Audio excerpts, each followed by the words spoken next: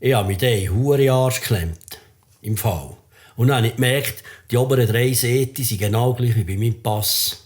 Dann habe ich einfach auf den rumgespielt, dass es einigermassen tönt. Das habe ich nicht können, das ist gar nicht gegangen. Ich bin am Morgen um 5:30 bin ich erwacht. Also ich bin schon vorher erwacht, aber dann, jetzt kann ich nicht mehr schlafen. Dann habe ich auf das Bett dran gehockt und dann habe ich... Zumal geht die Tür auf, kommt der mit der Gitarre, bist du auch am Üben. Dann haben wir dort am Morgen um 5:30 wir geübt. Ja, wenn man sich vorstellt, ich war am Schlafen, weil wir sind recht kaputt gewesen. Wir hatten recht lange Tage gehabt, und plötzlich hörst du so einfach so im Schlafen, hörst du so du. Jetzt sind wir nebendran, du am Üben. Dann dachte ich, Scheisse, ich sollte auch etwas machen. Ich habe ein bisschen schlechter Gewissen bekommen. Zuerst war ich nicht einmal in der Übung faul. Er ist erst nachher gekommen.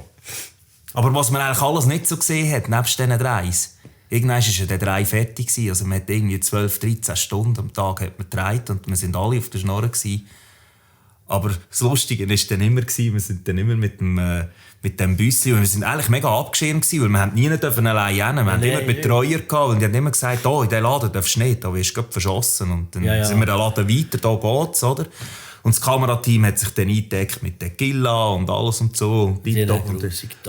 Und wir sind nachher zurück zum Vater von Alejandro. Und die hat gekocht, das hat so fein geschmeckt. Und einmal haben wir eben mal etwas auswärts. Wir waren daheim gewesen, dann haben wir gesehen, dass dort wie ein Merit ist in diesem Quartier. Dann haben wir zu ihr gesagt, wir wollen an diesem Merit. Dann hat die Türen zu und geschlossen. Ich sagte, no. Ja. Aber gekocht, es hat schon geschmeckt. Ja, und dann hat die unser Menü auf den Tisch. Wir haben gar nicht mehr daran gedacht, dass wir jetzt dort irgendwie an diesem Merit sollten. Oder? Ja.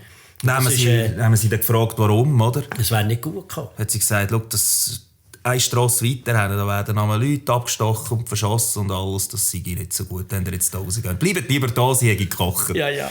Letzten Abend hat es mir richtig verräumt. Ja, aber das ist... Ja, du hast gesehen, sollst nicht von der Sauce nehmen. Das war die Salsa-Sauce. Ja, genau. Ich habe gesehen, das ist nicht gut. Schau, das ist alles angetrocknet, aber die ist schon verdammt lang da. Das ist fein. Und morgen hat er...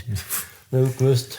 Und unsere Betreuerin hat mir da so eine Tablette noch gegeben. Weißt du das noch? Ich bin dort angestanden im Gepäck mit 40 Grad Fieber, irgendwie Katzenscheisser gehabt und dann so eine Tablette, ja. Und ab dort weiss ich nichts mehr. Also ich bin in Amsterdam wieder aufgewacht. Und erstaunlicherweise ist mir wieder top gegangen dort.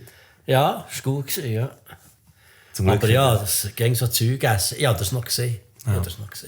Also ja, ging noch Kontakt. Eigentlich mit allen. Also mit dem Alejandro, mit dem Bandleader. Da schreiben wir jemanden an. Er schreibt mir auch gerne auf den Geburtstag. Und ich schreibe ihm auf den Geburtstag.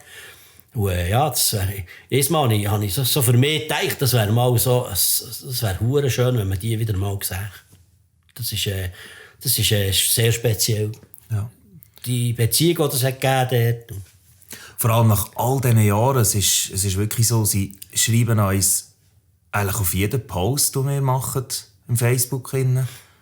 Einfach immer sind sie irgendwie da und bringen irgendwie Glückwünsche oder verfolgen unseren Weg ein bisschen mit. Und das ist,